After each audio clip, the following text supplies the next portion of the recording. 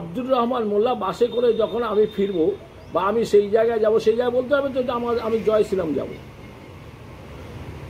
বা আমি যদি অটোতে যাই সেখানে বলতো আমি জয় শ্রীরাম মনে নামবো। এই জয় শ্রীরাম ভাষাটাকে কেন্দ্র করে যেখানে সেখানে জয় শ্রীরাম বল, জয় শ্রীরাম বল, জয় শ্রীরাম, এ তো তাজ্জব ঘটনা। কেউ জয় দুর্গা বলতে পারে, কেউ জয় মা কালী বলতে পারে, কেউ জয় সরস্বতী বলতে পারে, কেউ জয় দুর্গা বলতে পারে, কেউ জয় শ্রীরাম বলতেই পারে।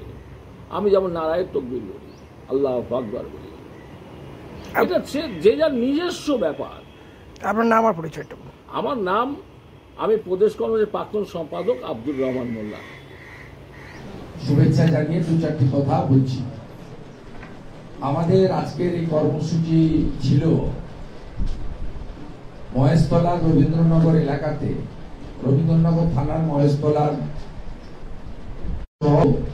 ঘটনাস্থল থেকে কয়েক কিলোমিটার দূরে নেচার পার্কে কয়েকশো পুলিশ নামিয়ে শক্তপোক্ত বেড়া দিয়ে আটকানো হয়েছে। তাদেরকে টেনে হিঁচড়ে লালবাজারে নিয়ে যাওয়া হয়েছে, আপনারা জানেন।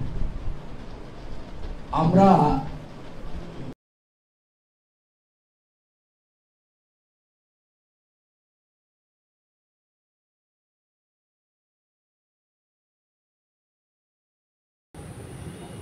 তুলসী গাছটা পবিত্র কেন?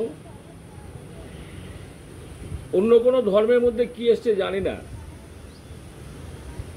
কিন্তু আমি যেটা জানি তুলসী গাছ, আমার ধর্মেতে তুলসী গাছ ঘরে রাখা কোনো নিষেধ নেই, এবং সর্বত্রভাবে তুলসী গাছ রাখতেও বলছেন। তুলসী গাছ একটা মানুষের দৈনন্দিন জীবনে ভীষণ প্রয়োজনীয় একটা উদ্ভিদ, যেটা আপনারা দেখতে পাচ্ছেন এই আমার পাশে এই তুলসী গাছ, যাতে আমি অত্যন্ত যত্ন করি, ভীষণভাবে যত্ন করি, সকাল সন্ধ্যা জল দেয়া।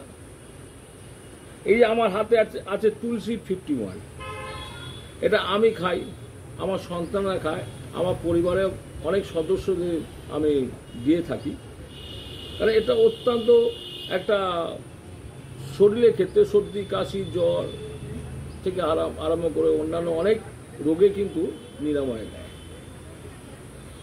আমি একদিনকে আমি প্রদেশ কংগ্রেস সভাপতি শুভঙ্কর সরকারের ঘরে আছি, টেবিলের উপর একটা ছোট্ট একটা তুলসী গাছ কেউ একজন গিফট করে গেছে শুভঙ্কর বাবুকে। তা আমি হঠাৎ আমার কি হলো যেন, তুলসী গাছটা একটু নিতেই যাচ্ছে। আমি সঙ্গে সঙ্গে শুভঙ্কর বাবুর কাছে যে জলের বোতল ছিল, নতুন বোতল, ব্যবহার করা হয়নি, সেই বোতলটা শুভঙ্কর বাবুর কাছ থেকে আমি চেয়ে নিয়ে সেই তুলসী গাছের গোড়াইতে আমি ঢেলে দিলাম। এই যে তুলসী গাছ, যদি কেউ তুলসী গাছটা ওখান থেকে সরিয়ে দেয় বা তুলসী মণ্ডপটা যদি কেউ ভেঙে ফেলে, আমি সর্বপ্রথম বলবো সে অজ্ঞ, নির্বোধ, নিরেট